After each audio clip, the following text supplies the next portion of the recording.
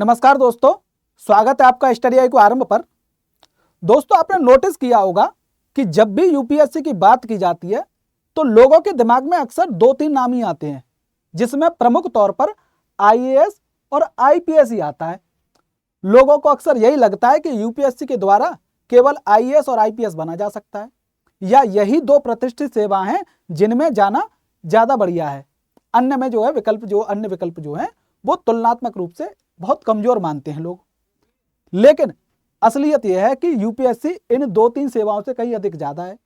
यानी लोगों के मन में या तो आईएएस आता है, आईपीएस आता है, या बहुत हद तक आईएफएस या आईआरएस या आईएफओएस फॉरेस्ट सर्विस, इन्हीं दो तीन नामों के इर्द गिर्द उनकी दुनिया सिमटी हुई होती है। और अक्सर ज्यादातर लोग जो हैं या ज्यादातर अभ्यर्थी जो हैं आईएएस और आईपीएस के लिए अपनी सारी ऊर्जा खपा देते हैं, सालों की मेहनत लगा देते हैं, इसमें सालों साल संघर्ष करते रहते हैं। 1 साल लगाया, 2 साल लगाए, 3 साल लगाए, नहीं निकलता है, लेकिन सपना वो इसी का ही देखते हैं, आईएएस और आईपीएस का। इससे कम नहीं मिलना चाहिए साहब। बनेंगे तो आईएएस अफसर बनेंगे या आईपीएस अफसर बनेंगे। लेकिन यूपीएससी का संसार इससे कहीं ज्यादा बड़ा है। यूपीएससी केवल इन्हीं दो तीन नामों तक सीमित नहीं है, उसमें कई ऐसी प्रतिष्ठित सेवाएं हैं जिनके द्वारा आप जो है देश की उसी तरीके से जैसे आईएएस आईपीएस सेवा करता है, उसी तरीके से आप भी देश की सेवा कर सकते हैं। लेकिन जानकारी का अभाव होता है। जानकारी का अभाव, अक्सर इसी जानकारी के अभाव में आपने ये भी नोटिस किया होगा या देखा होगा कि लोग जो है अन्य सेवाओं में सिलेक्शन पा लेते हैं, लेकिन सिलेक्शन पाने के बाद भी इस आईएएस और आईपीएस के लिए तैयारी में जुटे रहते हैं। और अक्सर जो है जब नहीं होता है फिर वो निराशा की ओर चले जाते हैं, और यहां पर जो उनको अच्छे मौके मिल सकते थे उनको वो इस तैयारी के चक्कर में गवा देते हैं। ऐसा ही जो तैयारी कर रहे होते हैं शुरुआती चरण में, वो भी इन्हीं दो सेवाओं को ध्यान में रख करके तैयारी करते हैं, लेकिन या 2 या 3 सेवाओं के बारे में, लेकिन इसके अलावा भी उनके पास अवसर हैं। उनको भी अगर ध्यान में रख लें तो शायद तैयारी जो है समग्र दृष्टिकोण से करेंगे तो बहुत अच्छी हो सकती है कि साहब अगर ये नहीं मिला। और इसके अलावा भी जो है कई बार आपकी रुचि तो भाई पुलिस में नहीं है, आईएएस अधिकारी बनने में आपने सोच तो रखा है आईएएस बनना है मुझे, लेकिन उसके जो कार्य हैं वो आपकी रुचि के नहीं है। आपकी रुचि के कार्य तो कोई और हो सकते हैं, लेकिन फिर भी आप इनके लिए लगे हुए हैं। तो इसीलिए आज की वीडियो में हम उसी समग्र दृष्टिकोण से जो छुपी हुई प्रतिष्ठित सेवाएं हैं उनके बारे में विस्तार से जानेंगे कि वो कौन सी सेवाएं हैं, उनमें कैरियर ग्रोथ की क्या संभावनाएं हैं, उनका सेवा कार्य या कार्य क्षेत्र कौन सा होता है, किस मंत्रालय के अधीन आती है। उन सारी बातों को जानेंगे ताकि आप उन पर भी ध्यान फोकस कर सके अपना। ठीक है, तो पहले जान लेते हैं कि हमें ये जानना क्यों चाहिए। लगभग मैं सारी बातें बता ही चुका हूं कि क्यों जाननी चाहिए भाई आपको, क्योंकि आपको ये सेवाएं भी उतनी ही सेवा करने का मौका दे रही हैं देश की जितनी आईएएस या आईपीएस देता है। तो फिर इसके बारे में क्यों नहीं आपको सोचना चाहिए। तो समझते हैं कि साहब जब डीएएफ भरते हैं आप, जब लोग प्री पास कर लेते हैं, आप अगर तैयारी कर रहे हैं तो आपने सपना देखा आईएएस बनने का, आईपीएस बनने का, या कुछ भी यूपीएससी की परीक्षा पास करने का सपना तो देख लिया। तो उसमें आप पहले प्री पास करेंगे, प्री के बाद मेंस निकालेंगे, मेंस में अच्छे नंबर लाएंगे, मेरिट लाएंगे तो आप इंटरव्यू चरण तक पहुंचेंगे। लेकिन इंटरव्यू चरण से पहले जो है आपसे डीएफ भरवाया जा रहा है। डीएफ यानी डिटेल्ड एप्लीकेशन फॉर्म। इसमें सारी बातें आपसे पूछ ली जाती हैं। आपका नाम, कहाँ रहते हो, क्या करते हो, क्या खाते हो, क्या पीते हो, क्या हॉबी है आपकी, क्या करना पसंद है, क्या क्या आपने अब तक जीवन में किया है, लगभग सारी बातें आपसे पूछ ली जाती हैं। तो डीएफ जब भरते हैं इसी में जो पूछी जाती हैं कि आपका सेवा जो वरीयता क्रम है वो क्या होगा।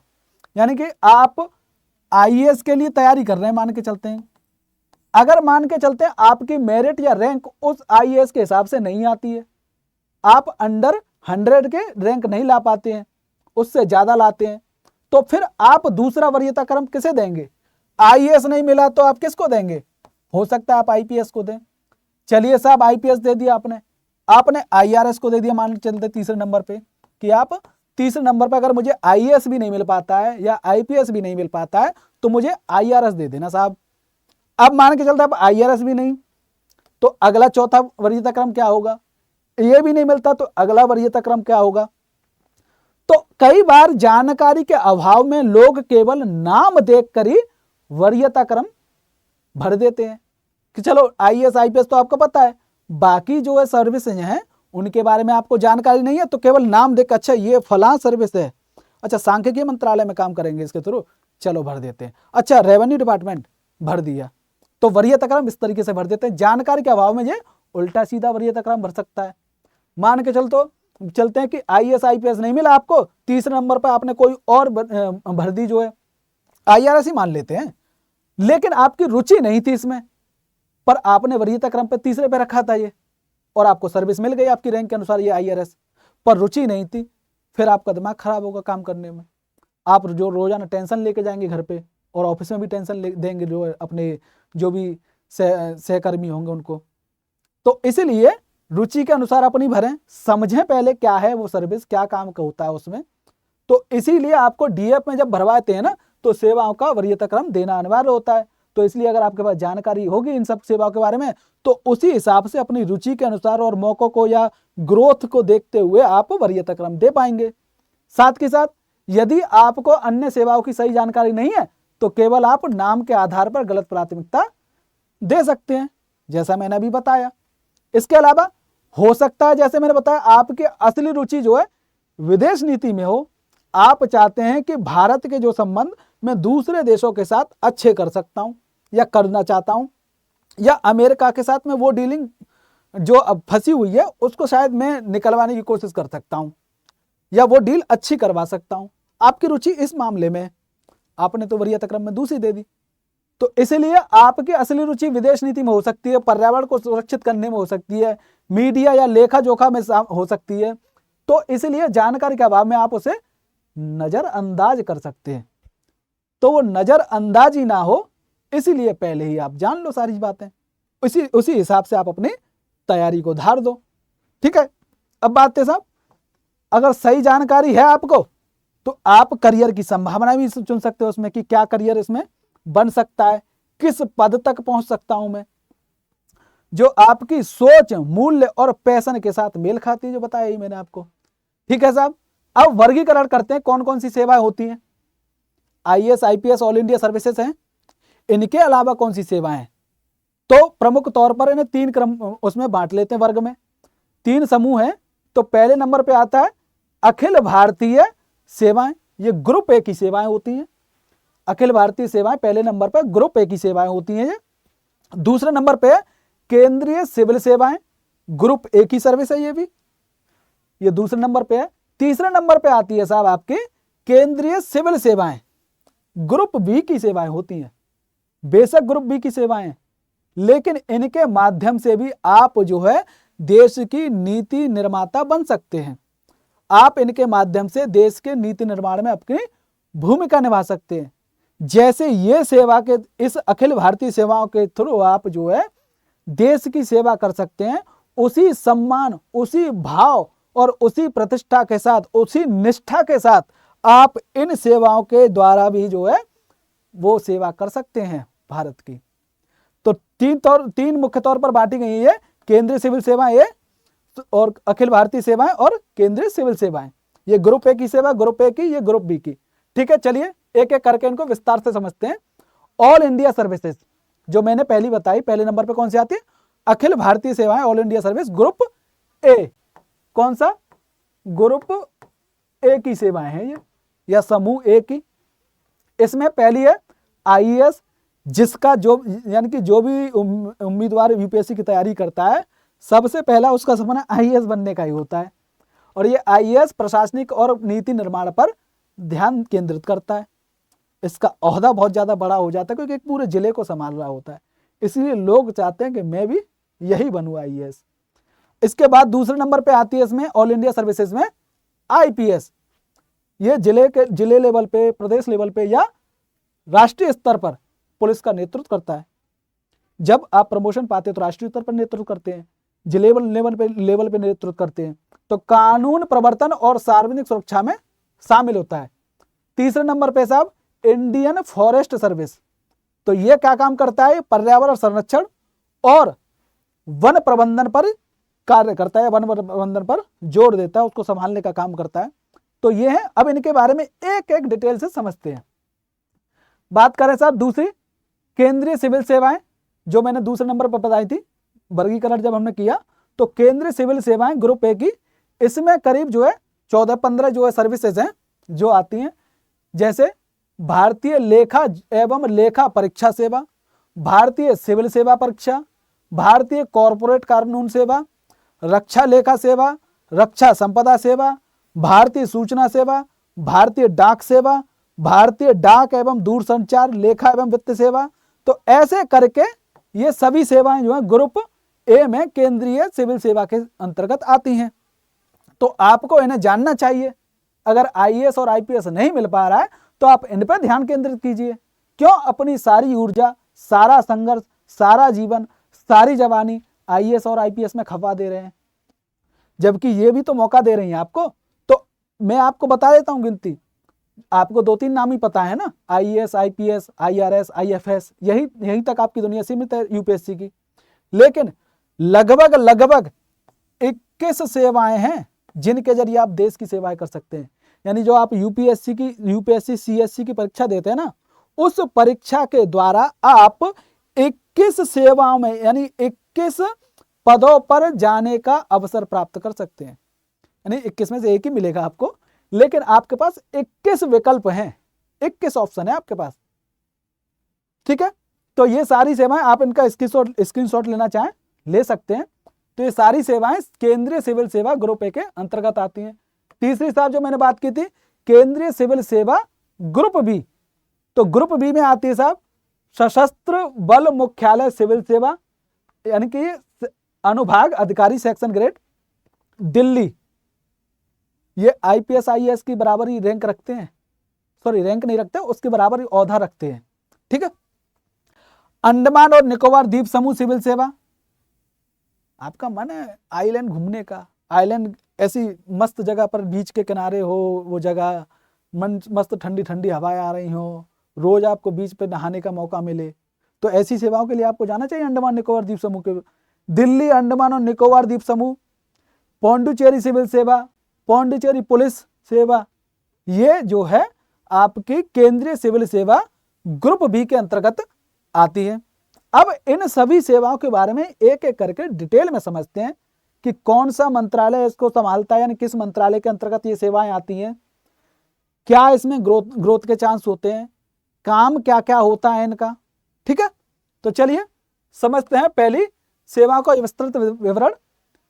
तो अखिल भारतीय सेवाओं के बारे में ही जानेंगे आप, क्योंकि आप उसी के बारे में सोचकर तैयारी कर रहे हैं। तो चलो पहले उसी के बारे में जान लेते हैं। अखिल भारतीय सेवाएं ग्रुप ए, भारतीय प्रशासनिक सेवा आईएएस, यह है जो है कार्मिक लोक शिकायत और पेंशन मंत्रालय के अधीन कार्य करते हैं, या यह सेवा उसी के अधीन आती है। ये क्या कार्य करते हैं, जिलों राज्यों में प्रशासनिक कार्यों और नीतियों के कार्यान्वयन की जिम्मेदारी निभाते हैं। इसके बारे में तो लगभग सभी को पता ही होगा क्या करता है ये। इसके अंदर बहुत सारे विभाग आते हैं, उनका संचालन करता है, उनकी देखरेख करता है, उनकी निगरानी करता है, विकास कार्य सारे इसके अंतर्गत ही होते हैं। तो अधिकारी विभिन्न स्तरों पर जिला मजिस्ट्रेट जिसे डीएम डिस्ट्रिक्ट मजिस्ट्रेट, संभागीय आयुक्त, सेक्शन कमिश्नर और सचिव के रूप में कार्य करते हैं ये अधिकारी। इनके पास राजस्व, कानून व्यवस्था और सामान्य प्रशासन से जुड़े महत्वपूर्ण अधिकार होते हैं। यहाँ पर आपको कंफ्यूजन हो सकता है कि साहब ये तो आईपीएस के अंतर्गत आता है, कानून व्यवस्था का मामला तो आईपीएस संभालता है। ठीक है, आप सही कह रहे हैं, बिल्कुल सही सोच रहे हैं आप। कानून व्यवस्था का मामला कौन संभालता है, आईपीएस। लेकिन जिले में अंततः कानून व्यवस्था की जिम्मेदारी किसके अंतर्गत आती है, आईएएस के अंतर्गत। तो आईएएस जो है अंततः जिम्मेदार होता है कानून व्यवस्था का, लेकिन प्राथमिक तौर पर यह आईपीएस होता है। ठीक है साहब, ये विकास कार्यों और सार्वजनिक सेवा में सार्वजनिक सेवा वितरण में केंद्रीय भूमिका निभाते हैं आईएएस। और आईएएस अधिकारी का जो प्रमोशन होता है वो सचिव स्तर पे जाते हैं, ये कैबिनेट सचिव बनते हैं, राज्य स्तर पर ही सचिव बनते हैं, और साथ के साथ अनेक मंत्रालयों में ये सलाहकार वगैरह की भूमिका निभाते हैं। साथ के साथ ये कई बार अंतरराष्ट्रीय संगठनों में, WTO होगा, UN हो गया, इनमें भी इनकी नियुक्ति होती है भारत सरकार की तरफ से। ठीक है, वहां पर भी इन्हें भारत का पक्ष रखने के लिए जिम्मेदारी दी जाती है। तो ये हो गया आईएएस के बारे में जानकारी। आईपीएस के बारे में जान लेते साहब। भारतीय पुलिस सेवा, ये जो है गृह मंत्रालय के अंतर्गत कार्य करता है। किसके? गृह मंत्रालय के अंतर्गत। और ये आईपीएस अधिकारी कानून प्रवर्तन, जन सुरक्षा के लिए उत्तरदायी होते हैं, जैसे मैंने अभी पहले ही बता दिया आपको। ये जिला, राज्य, राष्ट्रीय स्तर, यानी जैसे आईएएस वैसे ही ये जिला, आईएएस जिले स्तर पर, राज्य स्तर पर, राष्ट्रीय स्तर पर जैसे प्रशासनिक कार्यों का निर्वहन करता है, वैसे ही ये आईपीएस भी करता है। तो इस तरह पुलिस वालों का नेतृत्व करते हैं ये, जैसे SP, DIG director inspector general, IG inspector general, DGP director general of police आदि पदों पर ये प्रोन्नति पाते हैं, प्रमोशन पाते हैं। ठीक है, इन्हें जो है सीबीआई, आईबी, रॉ, एनआईए जैसी केंद्रीय खुफिया और सुरक्षा संगठनों में कार्य करने का भी अवसर मिलता है साहब।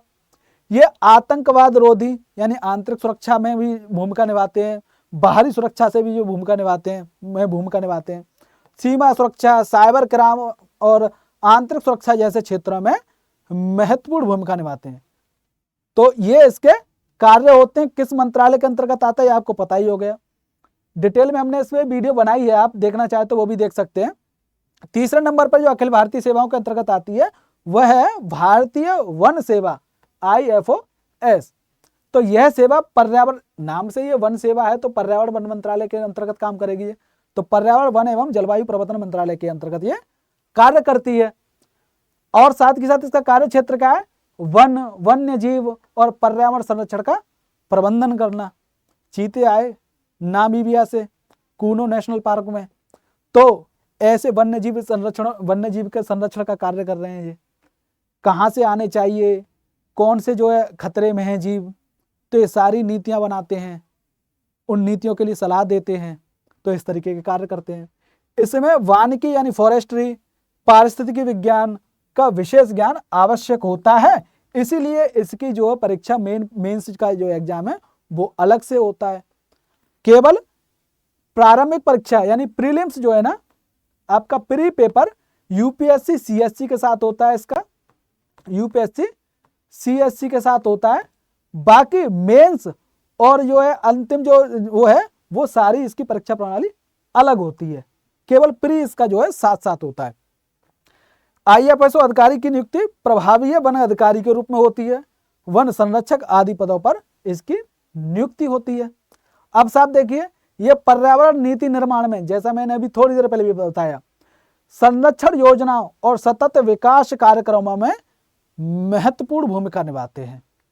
ठीक है साहब, अब चलते हैं नेक्स्ट सेवाओं के बारे में। नेक्स्ट कौन सी? केंद्रीय सिविल सेवाएं ग्रुप ए। इसमें चौथे नंबर पे है, मैंने बताया ना करीब करीब 21 सेवाएं हैं यूपीएससी सीएससी एग्जाम के थ्रू, जिन पर आप चयन यानी कि 21 सेवाओं का आपका विकल्प मिलता है, जिनमें से आप किसी एक को चुन सकते हैं अगर आप सेलेक्ट हो जाते हैं तो भारतीय विदेश सेवा IFS, यह जो है शुरू से चर्चे में इतने नहीं रहती है, लेकिन महत्वपूर्ण भूमिका निभाते हैं हमारे दूसरे देशों के साथ संबंध बनाने में, या ट्रेड डील कराने में, या अन्य प्रकार की दूसरे देशों के साथ डील होनी है, वो इसमें महत्वपूर्ण भूमिका निभाते हैं अधिकारी। जो आप हमारे जो विदेश मंत्री हैं जयशंकर प्रसाद जी, वो पहले यही थे IFS। तो यह सेवा विदेश मंत्रालय के अंतर्गत आएगी, क्योंकि विदेश सेवा है ना, तो विदेश मंत्रालय के अंतर्गत आती है। IFS अधिकारी क्या करता है? वो भारत के जो दूतावास होते हैं दूसरे देशों में, वहां पर इसकी नियुक्ति होती है। वाणिज्य दूतावासों के माध्यम से विदेशों में भारत का क्या कर रहा है? प्रतिनिधित्व कर रहा है। जैसे अभी ऑपरेशन सिंदूर हुआ था ना, भारत ने जो है पाकिस्तान में जाकर आतंकवादी ठिकाने थे उन पर हमला किया था, तो ऑपरेशन सिंदूर हुआ, तो भारत का पक्ष विदेशों में रखने के लिए, या जो दूसरे देश हैं उनको अपने पक्ष में लाने के लिए ये महत्वपूर्ण भूमिका निभाई इन लोगों ने। तो ये विदेशी जो विदेश में जो अपने अधिकारी होते हैं ये IFS, ये भारत का पक्ष रखते हैं, दूसरे देशों को अपने पक्ष में लाने का प्रयास करते हैं, इन्फ्लुएंस करते हैं। साथ के साथ क्या करते हैं, ये वहाँ पर जो हमारे लोग रह रहे होते हैं उनकी भी देखरेख या उनका सारी जिम्मेदारी संभालते हैं, कोई परेशानी ना होने। ठीक है, ये अधिकारी विदेशों में भारतीय मिशनों, नई दिल्ली स्थित विदेश मंत्रालय मुख्यालय में आदि में कार्य करते हैं। इस सेवा में अंतर्राष्ट्रीय संबंधों, वैसे मैंने बताया विदेशी भाषाओं का ज्ञान होना आवश्यक होता है। अगर आपको विदेशी भाषा का ज्ञान नहीं है तो अगर आपको रसिया में तैनात कर दिया जाए तो फिर आप क्या बोलेंगे, कैसे आप जो है संबंध बढ़ाएंगे, कैसे संबंधों को मजबूत करेंगे। तो इसलिए आपको विदेशी भाषा का ज्ञान होना आवश्यक है। और इंटरनेशनल रिलेशन आपको पता होना चाहिए, किस तरीके से चलते हैं, कैसे मैनेज होते हैं, इन सब के बारे में आपको मोटी मोटी जानकारी होनी चाहिए। ठीक है साहब। 5वें नंबर की सेवा है भारतीय लेखा परीक्षा एवं लेखा सेवा। यह क्या कार्य करती है? यह सरकार के वित्तीय लेखा जोखा में पारदर्शिता लाती है। ठीक है। यह सेवा भारत के नियंत्रक एवं महालेखा परीक्षक यानी CAG के अंतर्गत आती है।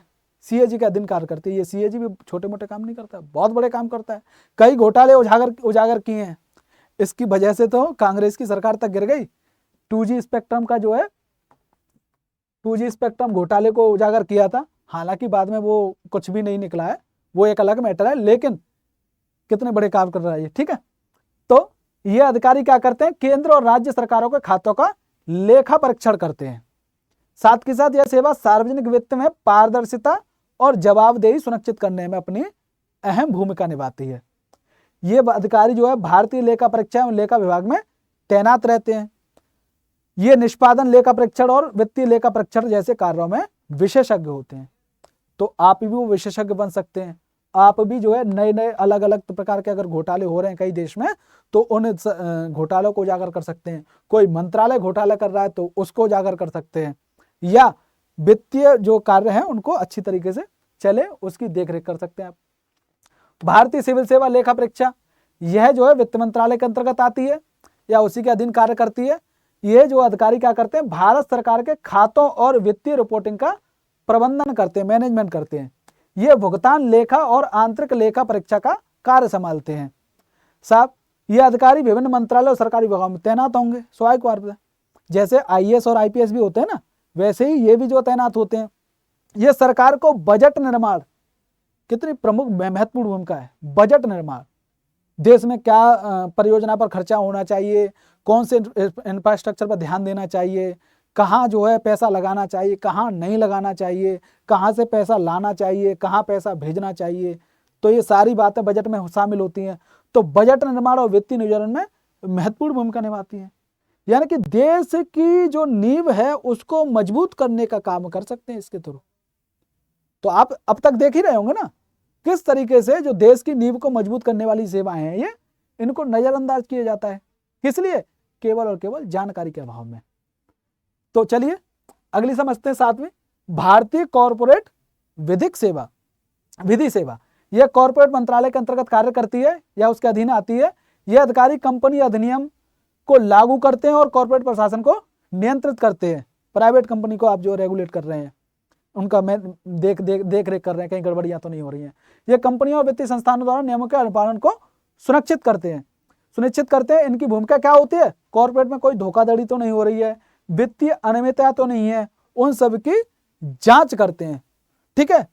अधिकारी गंभीर धोखाधड़ी जांच कार्यालय यानी सीरियस फ्रॉड इन्वेस्टिगेशन ऑफिस में भी तैनात हो सकते हैं। कितनी गंभीर जो है आपकी जॉब है, लेकिन लोग इस पे ध्यान ही नहीं दे रहे हैं। देखिए साहब, भारतीय रक्षा लेखा, अभी अगर आगे और देखेंगे ना तो मान के चलो आप IPS नहीं बन पाए, आपने खूब जी तोड़ तैयारी की, IAS की तैयारी की, IPS के लिए तैयारी की, लेकिन नहीं बन पाए। जब आगे जो सेवाएं बताऊंगा मैं वो आपको समझ में आएंगी, वो आपको एक तरीके से IPS ही बना रही हैं और कुछ साल बाद IPS ही बना देती हैं, IAS बना रही हैं आपको। उसी तरीके के आप कार्यों का निर्वहन करते हैं उन पर सेवाओं के थ्रू। ठीक है। तो ये सेवा रक्षा मंत्रालय के अंतर्गत काम करती है। और क्या काम करती है? ये अधिकारी रक्षा क्षेत्र को वित्तीय सलाह, भुगतान और लेखा सेवाएं प्रदान करते हैं। यह अधिकारी रक्षा लेखा विभाग में तैनात रहते हैं।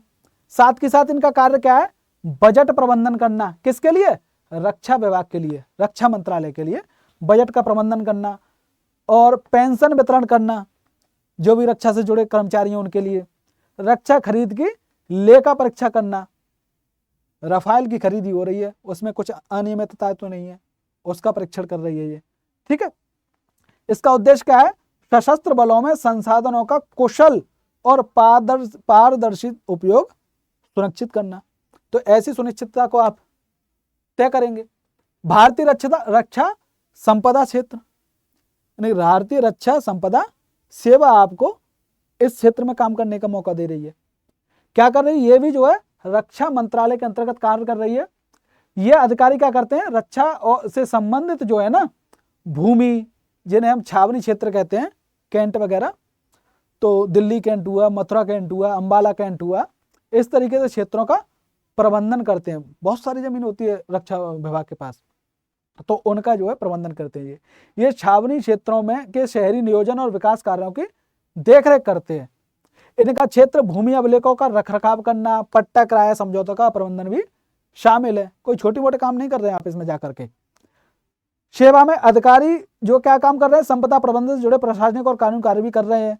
छावनी बोर्डों के मुख्य कार्यकारी अधिकारी के रूप में ये तैनात होते हैं। अगला समझते हैं 10वें नंबर पे भारतीय सूचना सेवा। आप चाहें तो साथ के साथ इसका स्क्रीनशॉट ले सकते हैं। अगर आपको हमारे द्वारा जो भी चीजें बताई जाती हैं या जो भी लेक्चर दिए जा रहे हैं वो अगर पसंद आते हैं तो कृपया उन्हें लाइक भी कर लिया करिए, जिससे हमें भी मोटिवेशन मिले। और साथ के साथ अगर आपने अभी तक हमारे चैनल को सब्सक्राइब नहीं किया है तो इसे सब्सक्राइब भी कर लीजिए, शेयर भी कर दीजिए, क्योंकि आपको जो है ऐसी महत्वपूर्ण जानकारियां मिल रही हैं यहाँ पर फ्री ऑफ कॉस्ट। साथ के साथ आप यहाँ पर हमारे चैनल पर एनसीईआरटी से संबंधित जितने लेक्चर हैं, एनसीईआरटी के लेक्चर हैं, वो देख सकते हैं। आने वाले समय में और सारे लेक्चर आएंगे, तो वो सारी चीज़ों से आप मिस ना करें, इसलिए सब्सक्राइब कर लीजिए, वीडियो को लाइक कर दीजिए। ठीक है, यह सेवा सूचना प्रसारण एवं मंत्रालय के अंतर्गत काम करती है। ये अधिकारी सरकारी मीडिया, प्रेस, जनसंचार का प्रबंधन करते हैं। इनकी तैनाती पत्र सूचना, आपको लगता है कि मीडिया जो है सही काम नहीं कर रही है या पहले सही काम नहीं करती थी या हो सकता है आने वाले समय में सही काम नहीं करती है, तो उस मीडिया को आप जो है सही करिए, उनको जो है प्रबंधन करिए। इनकी तैनाती पत्र सूचना कार्यालय में होती है, जैसे पीआईबी हुआ, दूरदर्शन समाचार, इनको जो है आप मैनेज करते हैं। साथ के साथ ये अधिकारी प्रेस विज्ञप्तियों, भाषण, नोट्स और सरकारी संचार योजनाओं का मसौदा तैयार करते हैं कि साहब फला मंत्री जी क्या बोलेंगे, प्रधानमंत्री जी क्या बोलेंगे, वो सारी बातें आप लिख के दे रहे हैं। आपके लिखे हुए को मंत्री जी पढ़ रहे हैं या आपके लिखे हुए को कोई दूसरा बड़ा अधिकारी या सचिव लेवल के लोग पढ़ रहे हैं। इनका मुख्य कार्य क्या है? जनसंचार माध्यमों के जरिए सरकारी योजनाओं और नीतियों का प्रचार प्रसार करना, लोगों तक उन जानकारियों को पहुंचाना। 11 नंबर पर भारतीय डाक सेवा। यह सेवा डाक विभाग जो कि संचार मंत्रालय के अंतर्गत आता है उसके अधीन काम करती है। यह अधिकारी क्या कर रहे हैं? भारतीय डाक के संचालन का प्रबंधन कर रहे हैं। ये डाक, बैंकिंग, ई कॉमर्स, ग्रामीण क्षेत्रों तक डाक सेवाओं का विस्तार कर रहे हैं, इसमें अपनी भूमिका निभा रहे हैं। अधिकारी डाक अवसंरचना के आधुनिकीकरण पर भी ध्यान दे रहे हैं, उनकी योजना की निगरानी कर रहे हैं। साथ ही साथ इनकी तैनाती कहाँ होती है? डायरेक्टर, पोस्ट मास्टर और क्षेत्रीय प्रमुख के रूप में इनकी तैनाती होती है। अब अगले पे चलें साहब, नेक्स्ट है 12 नंबर पर भारतीय डाक एवं दूरसंचार लेखा। समझ लीजिए सारी बातें। दूरसंचार विभाग के तहत कार्य करती है, अंतर्गत अधीन कार्य करती है। दूरसंचार क्षेत्र में वित्त, लेखा, आंतरिक लेखा परीक्षा का कार्य संभालते हैं ये लोग। बजट निर्माण, लाइसेंसिंग प्रक्रिया और स्पेक्ट्रम आवंटन, जैसे जो 2G स्पेक्ट्रम का घोटाला हुआ था ना, हुआ था नहीं हुआ था अभी तक पता नहीं है, लेकिन इतना जो है सुप्रीम कोर्ट में यह तय मतलब बात निकल के आई कि नहीं हुआ था। तो ठीक है, स्पेक्ट्रम बांट रहे हैं आप, कितने बड़े बड़े कार्य हैं आप जो है संभाल सकते हैं। इसका उद्देश्य क्या है? दूरसंचार वित्त के लिए नीति नियोजन का प्रक्रिया को संभालना, उसमें अपना योगदान देना। अधिकारियों की तैनाती दूरसंचार विभाग तथा सार्वजनिक क्षेत्र की कंपनियों जैसे BSNL और MTNL। अगर आपको लग रहा है BSNL को पुनर्जीवित करना चाहिए, MTNL को जो है पुनर्जीवित करना चाहिए, इसमें जान फूकनी चाहिए, यह भी जो है प्राइवेट संस्थाएं जिस तरीके से कार्य कर रही हैं उसी तरीके से ये भी कार्य करें, तो जाइए और करिए सुधार। 13 नंबर पे है भारतीय रेलवे प्रबंधन सेवा, IRMS। मैंने आपको स्टार्टिंग में जो है दिखाई थी ना, क्या कहते हैं, सॉरी, स्टार्टिंग में मैंने दिखाया था, तो वहां पे मैंने कई भारतीय रेलवे से संबंधित 2-3 सेवाओं का नाम लिया था, लेकिन अब वो 2-3 सेवाएं खत्म होकर के उनको विलय करके एक सेवा बना दी है, भारतीय रेलवे प्रबंधन सेवा। अगर आपको जानकारी का अभाव होगा तो आपके बारे में पता ही नहीं होगा इसके बारे में। तो कौन कौन सी सेवाएं थी वो? IRTS, IRAS, IRPS, ये सेवाएं थी। इनको विलय करके क्या कर दिया? भारतीय रेलवे प्रबंधन सेवा के रूप में बना दिया। ये 2022 और 2023 के दौरान जो है मंत्रालय एक सुधार लेके कार्यक्रम लेके आया था, उसके तहत ये किया गया था, इसलिए अब इनको अलग से नहीं गिना जाता है। ये तीनों सेवाएं कितने शामिल हो गई हैं भारतीय रेलवे प्रबंधन में। तो ये रेलवे मंत्रालय के अंतर्गत आएगा कि नहीं आएगा, क्योंकि रेल का काम है। ये अधिकारी रेल के विभिन्न प्रबंधन क्षेत्रों का संचालन करते हैं, यातायात प्रबंधन, ट्रेन संचालन, माल यातायात, समयबद्धता, ये सारी चीजें देखते हैं, वित्तीय प्रबंधन देख रहे हैं, ठीक है। साथ ही साथ जो है इनकी तैनाती जो है जोन, डिवीजन और रेलवे बोर्ड स्तर पर होती है। यह रेल सेवा, लॉजिस्टिक, ये वगैरह सारी चीजें संभालते हैं जो है। साहब अगली पे चलते हैं। भारतीय राजस्व सेवा, सीमा शुल्क एवं अप्रत्यक्ष कर, IRS।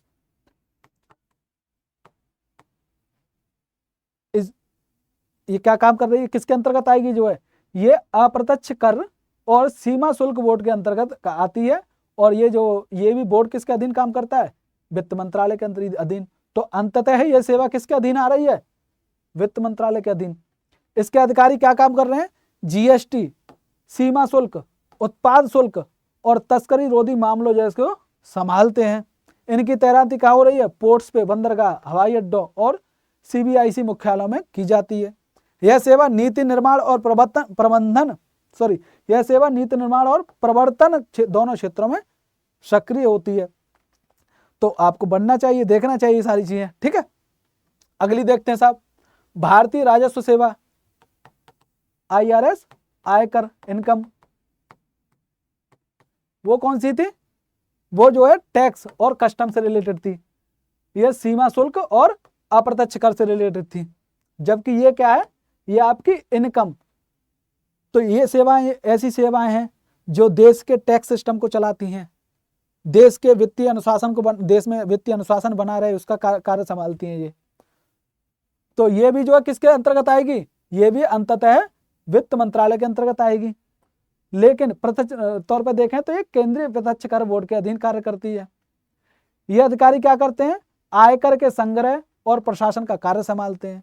ये कर चोरी आदि का पता लगाने का काम करते हैं, कितना कर चोरी की गई है, आवश्यकता पड़ने पर ये रेड भी करते हैं। आपने रेड पिक्चर देखी होगी अजय देवगन की, ठीक है। तो वो यही अधिकारी है वो। तो आप भी बनिए, रेड मारिए जो अगर कहीं आपको धोखाधड़ी के मामले दिख रहे हैं या कर चोरी के मामले दिख रहे हैं। तो अधिकारी भारत के विभिन्न क्षेत्रों में फील्ड और नीतिगत भूमिकाओं में तैनात रहते हैं। यह सेवा कर सुधार और अनुपालन पहलों में भी सक्रिय रूप से समर्थन देती है। अब देखिए साहब, अगला नंबर है भारतीय व्यापार सेवा, ग्रेड 3 की सेवा है। यह सेवा वाणिज्य एवं उद्योग मंत्रालय के अंतर्गत कार्य कर रही है। अधिकारी अंतर्राष्ट्रीय व्यापार और विश्व व्यापार संगठन की वार्ताओं और व्यापार नीति निर्माण से जुड़े कार्य करते हैं। कोई छोटा मोटा काम नहीं कर रहे हैं आप इस सेवा को पाने के बाद। इनका कार्य भारतीय निर्यात को बढ़ावा देना है, एक्सपोर्ट को बढ़ावा दे रहे हैं आप जो है। विदेश व्यापार नीति का संचालन करना, ठीक है। अधिकारी विदेश सेवा महानिदेशालय, भारतीय दूतावास और व्यापार निकायों में तैनात रहते हैं। ये सेवा FDI यानी प्रत्यक्ष विदेशी निवेश, जिन्हें आप पढ़ रहे हैं अभी जो है, वो सारी बातें आप यहाँ पर द्विपक्षीय समझौते और व्यापार सुविधाओं का समर्थन देती है। उन्हें संभालती, क्या होना चाहिए, किस तरीके से वो पॉलिसी लागू होनी चाहिए, क्या पॉलिसी बननी चाहिए, किस तरीके की डील होनी चाहिए इसके साथ में, ये सारी बातें आप यहाँ पर कर रहे होते हैं। अब तीसरे नंबर पे आती है हमारी, जो तीसरे वर्गीकरण किया था हमने, वो है केंद्रीय सिविल सेवाएं, ग्रुप बी। तो ग्रुप बी की सेवाएं हैं, इसमें पहली सेवा कौन सी है, सशस्त्र सेना मुख्यालय सिविल सेवा, शॉर्ट फॉर्म है इसकी। ये रक्षा मंत्रालय के अंतर्गत काम कर रही है, मिनिस्ट्री ऑफ डिफेंस के अंतर्गत काम कर रही है, अधीन कार्य कर रही है। ये अधिकारी क्या कार्य कर रहे हैं, प्रशासनिक और लिपिकीय कार्य करते हैं। ये इनकी तैनाती सेना, नौसेना, वायुसेना के मुख्यालय में होती है। ये नहीं कि आप जो है छोटी मोटी जगह पे तैनात हो रहे, नहीं, मुख्यालय में हो रहे हैं। और किसके, वायुसेना, नौसेना और सेना के यानी आर्मी के। ये अधिकारी क्या कर रहे हैं, दस्तावेज प्रबंधन, रसद और नागरिक मामलों की जिम्मेदारी संभालते हैं। इनकी भर्ती जो है अनुभाग अधिकारी, सेक्शन ऑफिसर और उससे ऊपर के पदों पर होती है। अब देखिए आगे वाली, दिल्ली, अंडमान और निकोबार द्वीप समूह सिविल सेवा, डेनिक्स। ये डेनिक्स जो है गृह मंत्रालय के अंतर्गत काम कर रही सीधे। और ये अधिकारी दिल्ली और अन्य केंद्र शासित प्रदेशों के प्रशासनिक तंत्र में कार्यरत रहते हैं। जैसे IAS रहता है ना, वैसे ही ये भी रहते हैं। यह अधिकारी एसडीएम, उप सचिव और अन्य प्रशासनिक पदों पर कार्य करते हैं। मैंने बोला था आपको जो है इस जो तीसरा नंबर की जो हमारी सेवाएं हैं उनमें ग्रुप बी की, उनमें आप आईएएस जैसे ही कार्य संभालते हैं, आईपीएस जैसे ही कार्य संभालते हैं, तो यहाँ आप आईएएस की तरह कार्य कर सकते हैं, उसी भूमिका में रह सकते हैं। अगर आपको आईएएस आईपीएस नहीं मिला है तो इन सेवाओं को चुनिए, वहां भी आप जो है आईएएस की भूमिका में रहेंगे। इनका कार्य क्षेत्र शामिल होता है विकास योजनाओं का कार्यान्वयन, ये भी तो वही कर रहा था ना आईएएस, कानून व्यवस्था बनाए रखना, स्थानीय शासन का संचालन, सेवा में वरिष्ठता और प्रदर्शन के आधार पर इनका जो है कैडर में पदोन्नति मिलती है इनको, यानी कि अगमुट कैडर जो है आईएएस पदों के सहित में पदोन्नति किए जाते हैं, यानी आईएएस पदों के रूप में भी आप पदोन्नत हो सकते हैं इसके थ्रू। डेनिक्स अधिकारी अक्सर केंद्र और स्थानीय प्रशासन के बीच सेतु का काम करते हैं, लिंक का काम करते हैं, यानी कि जो केंद्र का प्रशासन है हमारा केंद्र सरकार और जो स्थानीय प्रशासन है वहाँ का, तो उन दोनों के बीच में एक ब्रिज बनने का काम करते हैं, सेतु बनने का काम करते हैं, लिंक बनने का काम करते हैं। देखिए नेक्स्ट, दिल्ली अंडमान और निकोबार द्वीप समूह पुलिस सेवा, वो आईएएस की तरह आप वहां काम करेंगे, यहाँ एक आईपीएस की तरह काम करेंगे। तो यह सेवा गृह मंत्रालय के अंतर्गत आ रही है, अधीन आ रही है। दिल्ली पुलिस और अन्य केंद्र शासित प्रदेशों के पुलिस बलों में कार्यरत होते हैं आप जो है। डेनिप्स जो है एसीपी, सहायक पुलिस आयुक्त, डीसीपी, उप पुलिस आयुक्त जैसे पदों पर तैनात होते हैं, कोई छोटे पद नहीं है ये, ठीक है। इनकी भी अपनी जो है प्रतिष्ठा है। इनका कार्य क्षेत्र शामिल होता है कानून व्यवस्था बनाए रखना, अपराधों की जांच, यातायात नियंत्रण आदि। प्रदर्शन और वरिष्ठता के आधार पर आप जो है आईपीएस संवर्ग अगमुट कैडर में पदोन्नति दी जा सकती है आपको, यहाँ पर आप आईपीएस बनने की चांस होते हैं आपको। यह सेवा राष्ट्रीय राजधानी और केंद्र शासित क्षेत्रों में सुरक्षा सुनिश्चित करने में अत्यंत महत्वपूर्ण भूमिका निभाती है।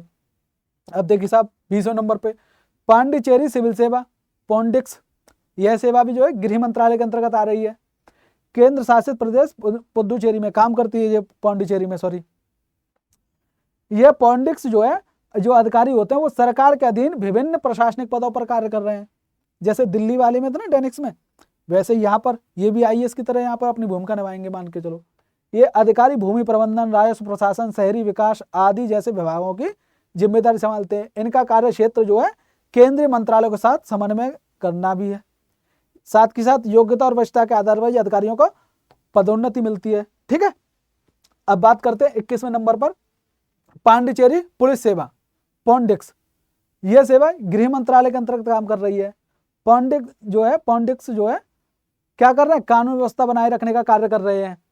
इनकी तैनाती भी जो है पुलिस निरीक्षक, इंस्पेक्टर और पुलिस अधीक्षक जैसे पदों पर होती है। ये अधिकारी केंद्र शासित प्रदेश के अधीन पुलिस आयुक्त को रिपोर्ट करते हैं और इनका कार्यक्षेत्र वही सेम है, अपराध रोकना, जांच जो है करना, खुफिया सूचनाओं के संग्रह में संबंधित आदि। तो इसी तरीके से ये सारी सेवाएं हैं। तो आप अगर इनके बारे में जानकारी रखते हैं, इनको जानकारी आप भरपूर, आपको पता है कि इसमें क्या ग्रोथ की संभावना है, क्या सेवा कार्य होता है इसका, किस क्षेत्र में कार्य करते हैं, इनसे किस पदों पर पहुंचा जा सकता है, तो आप जो है उसी तरीके से अपने डीएफ जो है आपका डिटेल एप्लीकेशन फॉर्म उसको भरते हैं, उसमें वरीयता दे सकते हैं। तो वरीयता क्रम तय करता है कि आपको आपकी रैंक और योग्यता के अनुसार कौन सी सेवा मिलेगी। मैंने पहले ही बताया था ना कि आपके पास वरीयता दी जाती है, आप वरीयता देते हैं डीडीएफ में, जैसे ऐसे करके चलता है। तो मान के चलते आपसे पूछना है कि अगर आपको पहले नंबर पर कोई सेवा चुननी हो तो कौन सी चुनेंगे। आपने भर दिया साहब आईएएस। अब कह रहा है कि अगर मान के चलो आपकी रैंक आईएएस के लायक नहीं आई तो आप फिर दूसरी क्या चुनेंगे, आपने भर दिया आईपीएस। फिर वो आपसे पूछ रहा है आईपीएस भी नहीं मिला तो फिर क्या चुनेंगे आप, फिर आपने कुछ और भर दिया आईआरएस। लेकिन आपकी रुचि तो आईपीएस बनने में थी, आपकी रुचि तो आईएएस बनने में थी, अब आपकी रैंक तो उस प्रकार की आई नहीं है, तो फिर क्या करें।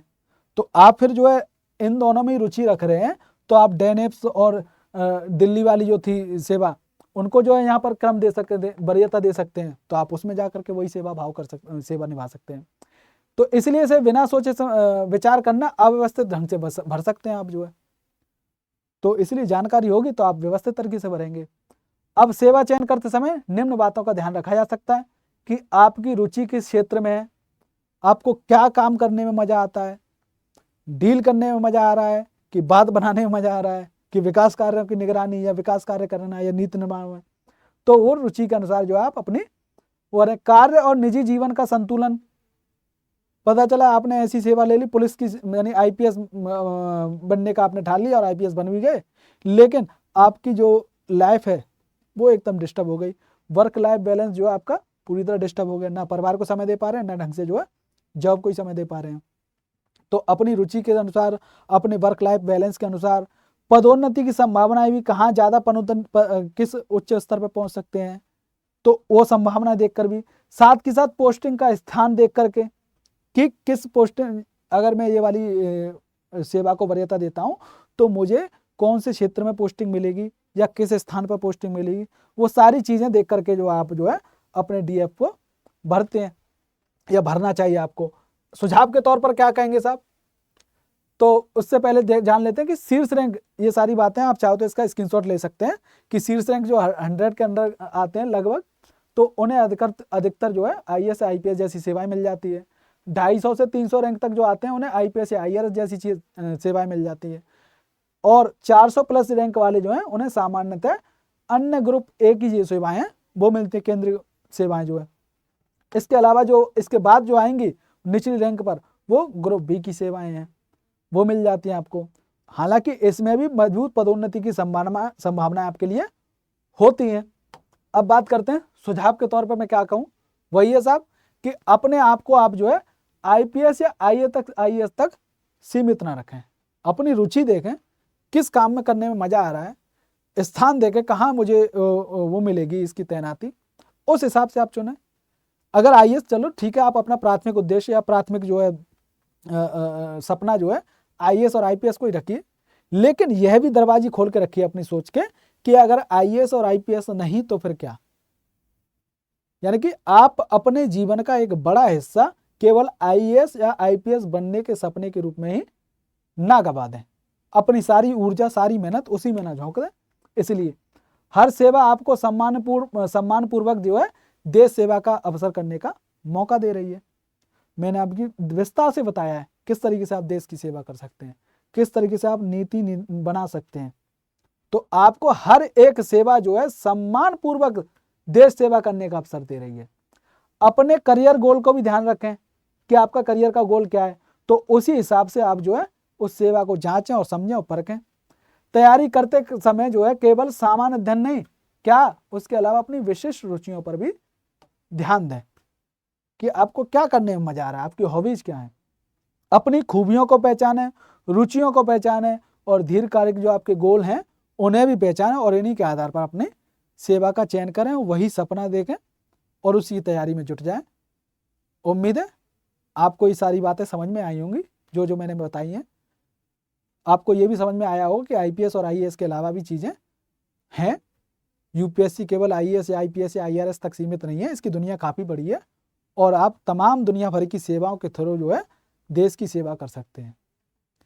तो ठीक है, आप इस वीडियो को लाइक कर दीजिए, चैनल को सब्सक्राइब कर दीजिए, साथ के साथ अपने दोस्तों को भी बताइए कि ये सेवाएं हैं साहब, इन सेवाओं की भी तैयारी करिए, यानी कि इनको भी ध्यान में रखिए। अगर आईएएस आईपीएस नहीं मिल रहा है तो इन्हें भी हम पा सकते हैं। तो चलिए मिलते हैं फिर किसी वीडियो में, तब तक के लिए नमस्कार।